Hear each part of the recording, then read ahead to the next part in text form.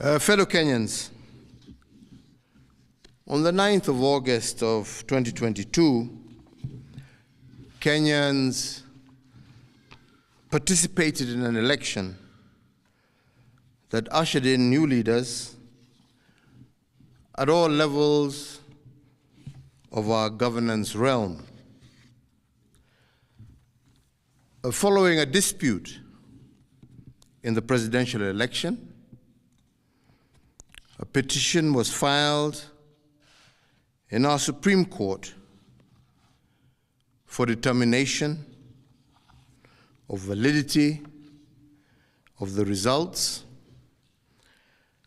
and the Supreme Court has today pronounced itself on this matter.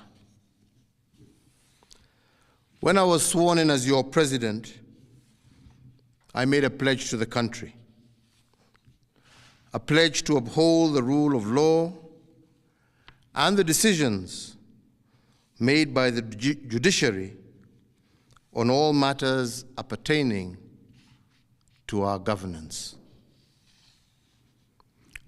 Today, the Supreme Court made a ruling on the presidential dispute, upholding the results announced by the Independent Electoral and Boundaries Commission on the 15th of August, 2022. And in keeping to the pledge that I made to uphold the rule of law when I took the oath of office, I commit to executing the orders of this court to the letter. The process of handing over is in progress through the Assumption of Office Committee, which actually has already begun its work as of August 10th, 2022. And indeed, it is my intention to oversee a smooth transition to the next administration, and all the necessary orders to facilitate this process have already been issued. And because democracy is a work in progress, I urge the country to respect the institutions that midwife our new leaders.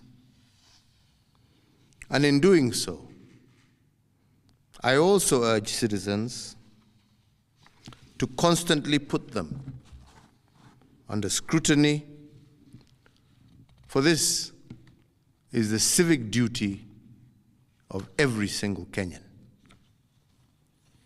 In particular, this civic duty requires every citizen to constantly put the truth presented by our constitutional institutions to test. And they must test them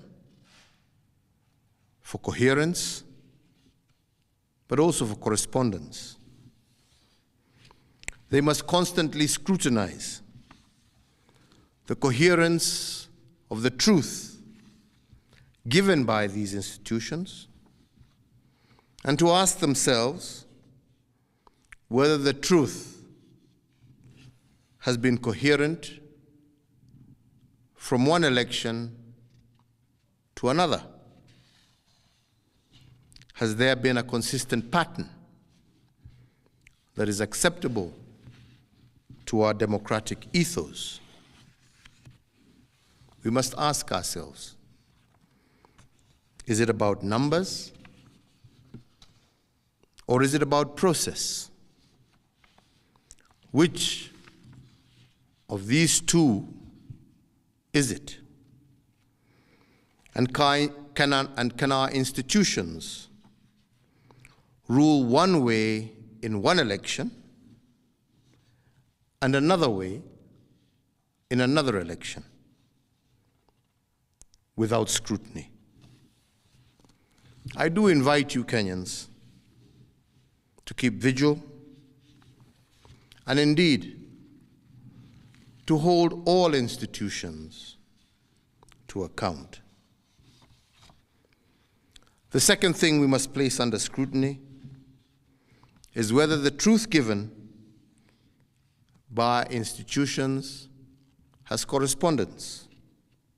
That is, do the truths given by our institutions correspond with what is observable by the citizen?